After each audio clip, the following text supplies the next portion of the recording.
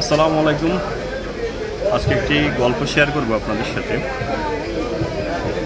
জাপানে যখন school college ছুটি হয় বা তাদের যখন স্কুল কলেজগুলো বন্ধ থাকে, তখন তাদের ছাত্রছাত্রীরা, তাদের দেশের ছেলেমেয়েরা বিভিন্ন ছোটোখাটো কাজ করে, কেউ মুসির কাজ করে, জুতা সেলাই করে, কেউ কিংবা ড্রেনেজের কাজ করে, কেউ পরিষ্কার পরিচ্ছন্নতা সরকারি কাজে সহযোগিতা করে এবং যে টাকা ইনকাম করে সেই টাকা তার দেশের সরকারের মাধ্যমে বিশ্বের গরিব যে দেশগুলো আছে সেই দেশে তারা অনুদান হিসেবে প্রেরণ করছেন।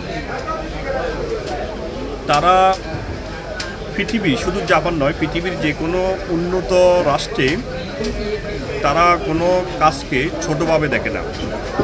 সেক্ষেত্রে আমাদের দেশে, আমাদের বাংলাদেশ দেশের ছাত্রছাত্রীরা পড়াশোনা করে দিন দিন বেকারত্বর একটা বোঝা বয়ে বেড়াচ্ছেন, বেকার হয়ে যাচ্ছেন।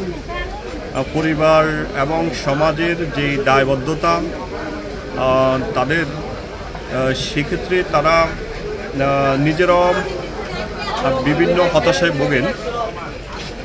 আমি মনে করি পৃথিবীর কোনো কাজে ছোটোভাবে না দেখেই কেউ যদি আপনার উদ্যোক্তা হয়ে যান কিংবা যে কোনো ব্যবসা শুরু করেন, তাহলে আপনি ভালো করতে পারবেন। হতে পারে সেটা ডিমের বিজনেস কিংবা সবজি বাজার, সবজি ব্যবসা বা অন্য কিছু।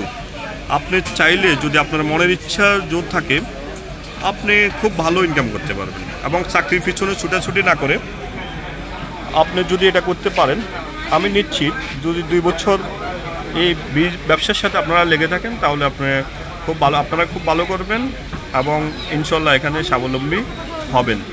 তাই কর্মসংস্থানী হয়ে নিজেই স্বাবলম্বী হন এবং পরিবার এবং সমাজের বোঝা না হয়ে, এবং শিক্ষিত যারা আছেন হতাশাগ্রস্ত না হয়ে কিছু একটা শুরু করেন। দেখবেন ইনশাল্লাহ আল্লাহর রহমতে ভালো করতে পারবেন। কোনো সমস্যা নেই, শুরু করে দিতে হবে আর লেগে থাকতে হবে।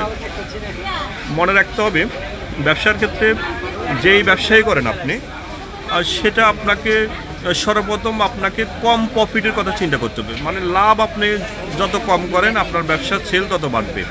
আপনাকে লাভ করতে হবে কম, বিক্রি করতে হবে বেশি। এভাবে আপনি ব্যবসায়িক একটা অবস্থান তৈরি করতে পারবেন। যেই ব্যবসায় শুরু করেন, আপনি যদি কম প্রফিটে যদি ব্যবসাটা শুরু করেন, আপনি দেখা গেছে অনেক সময় কিনা দামে আপনি মাল সেল করলেন, বিক্রি করলেন, তাহলে কিন্তু কাস্টমার আপনার কাছে চলে আসবে। এভাবে কম লাভ করতে করতে আপনি আপনার ক্ষুদ্র ক্ষুদ্র থেকে শুরু করে আপনি একসময় বৃহৎ পরিসরে পৌঁছে যেতে পারবেন। ধন্যবাদ সবাইকে। অন্য কোনো দিন ব্যবসায়িক নতুন কোনো আইডিয়া নিয়ে আবার আপনাদের সাথে হাজির হবো। আসসালামু আলাইকুম।